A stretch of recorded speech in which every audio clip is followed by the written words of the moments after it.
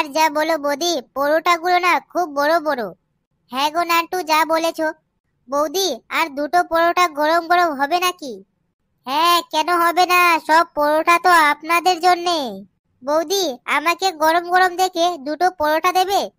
বুঝলা খোগেন, বৌদির পরোটা খেয়ে না বাড়িতে গিন্নির পরোটা আর খেতে মন হয় না।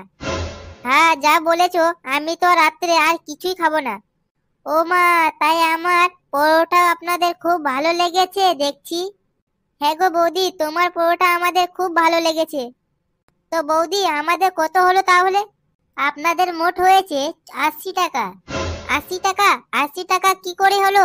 তোমার পরোটার দাম কত নিলে? তিনটি পরোটা 40 টাকা। কেন, কয়দিন আগেই তো 30 টাকা ছিল, এরই মধ্যে 10 টাকা বাড়িয়ে দিলে। অতি বড় বড় পরোটা খাবে আর এদিকে বেশি দাম দেবে না, এটা কি হয়? ও হ্যাঁ হ্যাঁ, বড় পরোটা বলে বড় দাম। বল, পকেট পরোটা লেখক রাজুদা। পকেট পরোটা রাজুদা। এক প্লেটে 3টি পরোটা। এক প্লেটে 3টি পরোটা। আনলিমিটেড তরকারি।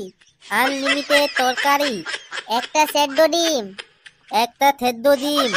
কি হলো হাসি, তোকে কি আমি হাসার কথা বললাম? বল, এক টুকরো পেঁয়াজ। এক টুকরো পেঁয়াজ। মাত্র 30 টাকা। মাত্র 30 টাকা। যাতে হবে না ট্রেনের টিকিটও। কি গো, আজকে কাজে যাবে না? না গো গিন্নি, ভাবছি ওই কাজটা ছেড়ে দেব। কেন, কি হয়েছে তোমার? একই জায়গায় কাজ করতে করতে আর মন বসে না। তাছাড়া রাত করে ছুটি দেয়। তাহলে কি কাজ করবে তুমি? পাড়ার বৌদি নতুন পরোটার দোকান খুলেছে, ভাবছি ওখানে ঢুকে যাব।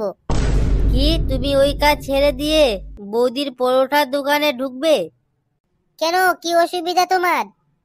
অনেক অসুবিধা আছে, তুমি যেখানে কাজ করছো সেখানে গিয়ে কাজ করো। নতুন দোকান, বেচা কিনা ভালোই ওখানে, যদি একটু টাকা বেশি পাওয়া যায় তাহলে কেন যাব না। আমি আমি ওই বৌদির পরোটার দোকানে ঢুকবো। বেশ, এই তুই পড়। এক প্লেটে 3টি পরোটা, আনলিমিটেড তরকারি, একটা সেদ্ধ ডিম, এক টুকরো পেঁয়াজ।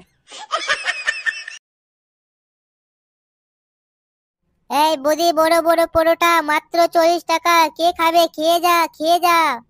বৌদির বড় বড় পরোটা কে খাবে? খেয়ে যাও। কিরে, ঘুম থেকে উঠে কাজ করবা বাদ দিয়ে এখানে চলে এসেছিস? হ্যাঁ, তুমি তো কাজ করছো, আবার আমি কাজ করতে যাব কেন?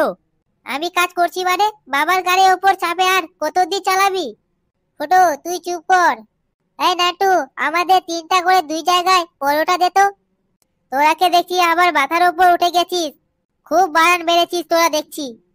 তুমি ওদেরকে পরোটা দিয়ে দাও, ওদের কাছে টাকা আছে, তাই ওদেরকে আমি পরোটা দেব। এই নান্টু, বৌদি যা বলছে তাই কর। তুই ভুলে যাস না, তুই বৌদির দোকানে কাজ করতে এসেছিস, এর শোধ আমি পড়ে নেব। সেই তুই নিতে পারলে নিয়ে নিস, কিন্তু আমাদেরকে পরোটা দে এখন। আ, আ, আ, আ, আ। বৌদি, পরোটার শোধ আছে বলতে হবে। এই নান্টু, এই যত টাকা হয়েছে তুই কাজ করে শোধ করে দিস। আর হ্যাঁ বৌদি, তোমার দোকানে পরোটা গুলো না খুব ফোলা ফোলা, আমরা আবার খেতে আসবো। এত রাত হয়ে গেল, মানুষটা এখনো ঘরে ফিরলো না। কি জানি কোনো বিপদ হলো না তো? গিন্নি। ও, তুমি চলে এসেছো? তা আসতে এত রাত হয়ে গেল কেন তোমার? আজকে বৌদির দোকানে রাত পর্যন্ত কাস্টমার ছিল গিন্নি, সেটার জন্য আসতে একটু দেরি হয়ে গেল। ঠিক আছে, খেয়ে নেবে, চলো। হ্যাঁ চলো। দাঁড়াও দাঁড়াও, তোমার জামাই ওটা লাল মতো কিসের দাগ? কই কই? ওটা তো সিঁদুরের দাগ না?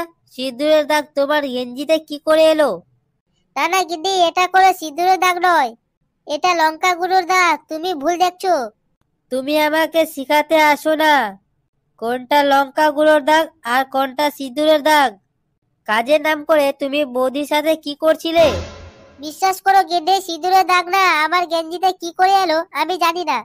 ও, সেই জন্য তোমার বাড়ি ফিরতে এত রাত হয়ে গেল, তাই না বুড়ো ঝাম?